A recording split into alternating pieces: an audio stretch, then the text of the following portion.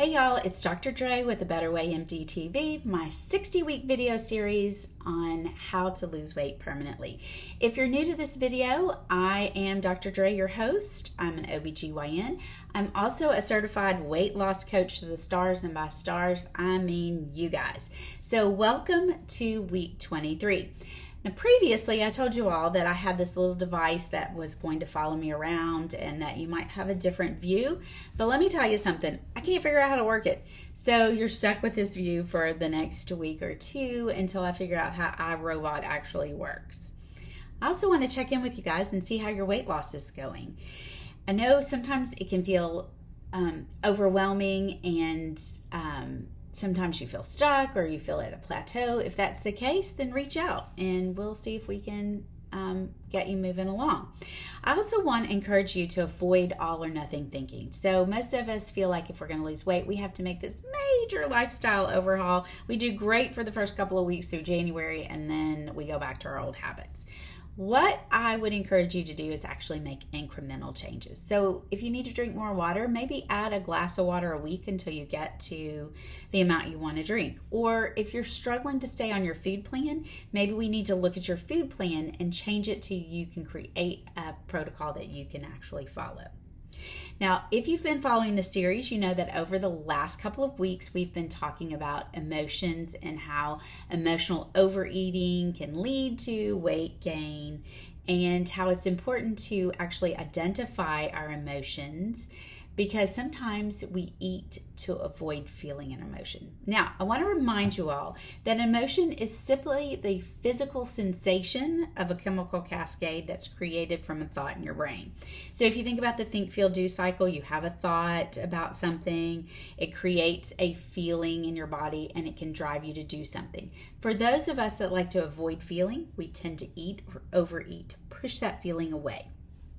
Now, we've been talking about sadness and anxiety, and this week I want to make a distinction between the physical sensation of feeling sadness or anxiety and the mood disorder of anxiety or depression.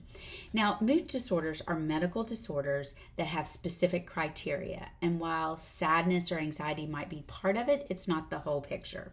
And typically, the disorder is diagnosed by a medical professional like a physician, a nurse practitioner, a psychologist, or a therapist, and they can work with you on specific treatment options. And I think it's really important to make the distinction between feelings that are created from a thought and the pervasive feelings that you have with mood disorders. Because a mood disorder is really created by a disorder in the neurotransmitters in your brain that can create some disordered thinking and feeling. And that is different than the feelings that we're talking about that come from intermittent or singular thoughts. Now, I also think it's important to make this distinction because mood disorders can be mild, but they can also be severe and life-threatening. So if you ever feel like you want to harm yourself, I want you to consider this a medical emergency like you would if you got your arm cut off. Reach out to your healthcare professional immediately, call 911, or I'll include some resources below that you can contact if you ever think that that is a problem. Now, the other reason that it's important to make the distinction is that depression is frequently a comorbidity with being overweight or having obesity. And we see this frequently as two disease processes that go hand in hand. We also have some evidence that obesity in and of itself may cause depression. And it makes sense because depression is a disorder in the neurotransmitters in your brain. Obesity is an inflammatory condition that can change the different neurotransmitters or chemicals in your body and in your brain as well. So again, it's important to make the distinction between feeling sad and down and depressed. And I'd really encourage you that if you think you have depression or anxiety, really seek out care and make sure that you get that diagnosis so you get all of the treatment options that are available to you. And it's also interesting in that one of the criteria for depression is a change in appetite and a change in sleep, and obviously you have an increase in appetite, or if you have trouble sleeping, both of those things may lead to weight gain. So check in with your healthcare provider. Now, going back to just the emotion of feeling sad, or the emotion of feeling anxious or down, or any of these so-called negative emotions, I want to make sure that you understand that the goal of this work is not to change your feelings. That's not it at all. We want you to actually feel the negative feelings, because it's learning to feel the emotions and living with those emotions and realizing that nothing has gone wrong.